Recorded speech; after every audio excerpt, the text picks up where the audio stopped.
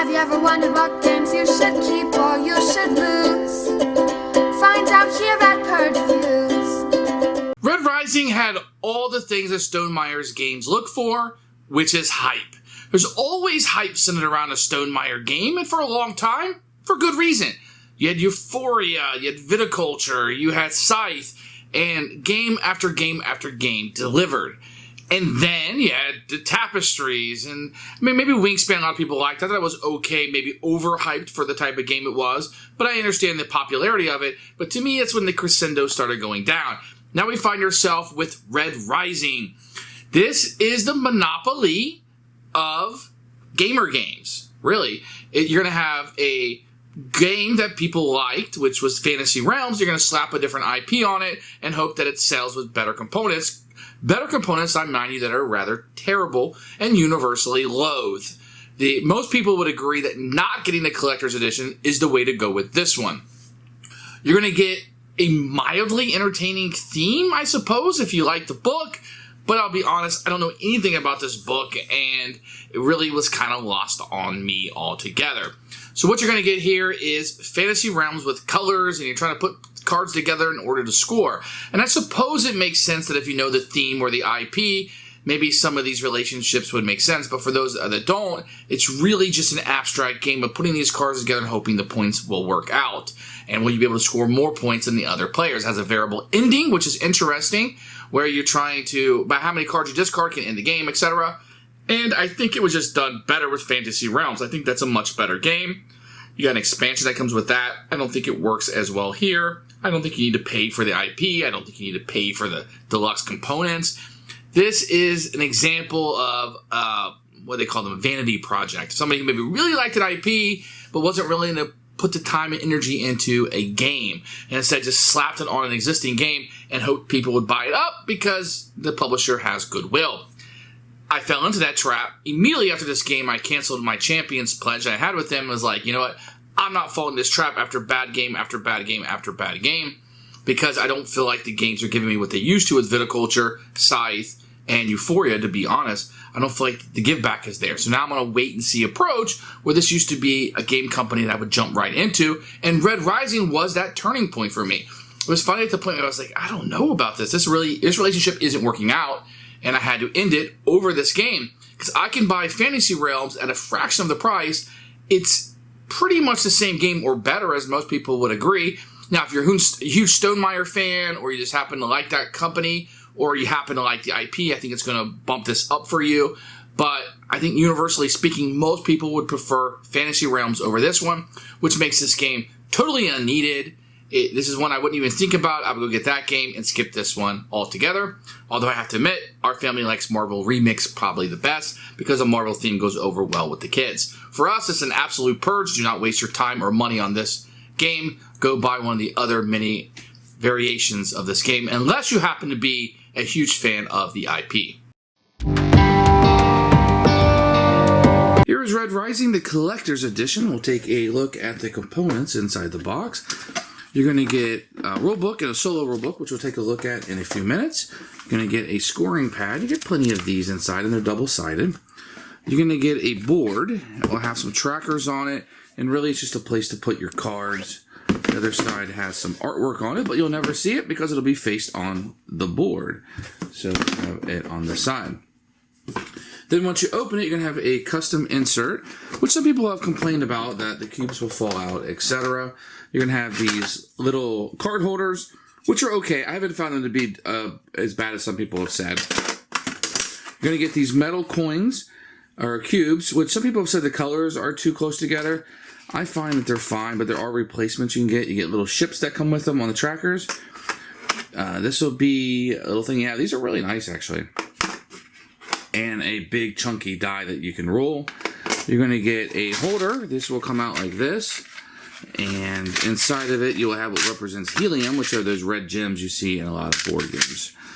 The cards are pretty good. You can see that the artwork on it is fantastic. Some of the best artwork you've seen. There's a lot of text on these cards.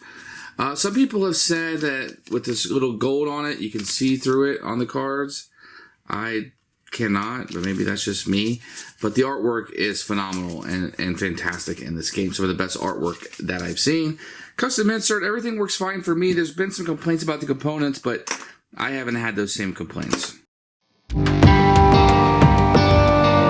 Here's the rule book. It does have a nice linen feel to it, so it's not cheap like most rule books. You got a picture of the components on the front, which is great.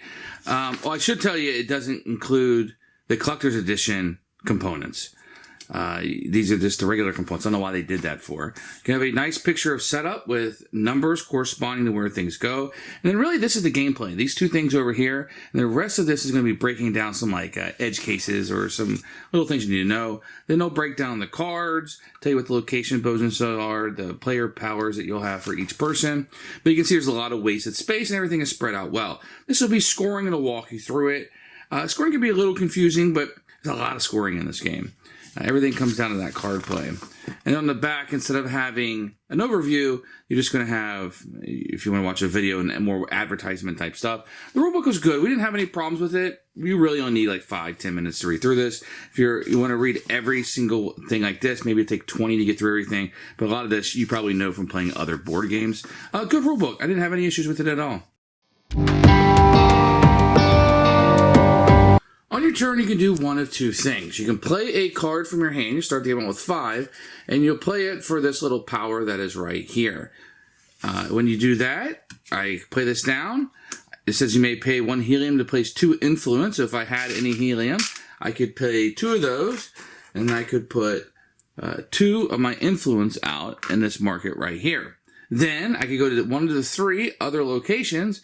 I can pick up a card into my hand, and then when I do, I activate this location. So in this case, Mars gives me helium. And that's a turn of the game. If I don't want to do that, because I like the cards that are in my hand, I choose not to, I can simply draw a card from the top, put it in any location I want, then roll this dice and do what it says. Those are the 2 options. The game will end when 7 is reached here, somebody has 7 here, or somebody has reached 7 helium. Now, you need one player to do all 3 of those things to end the game, or if all the players collectively have done that, and that will end the game. Whoever has the most victory points will win the game. So the key to the game is at the end you're going to score for the cards that are in your hand. You're always going to get the victory points that are at the top. Some of these cards will let you do things afterwards, like this one says you may treat this card if it's any other color.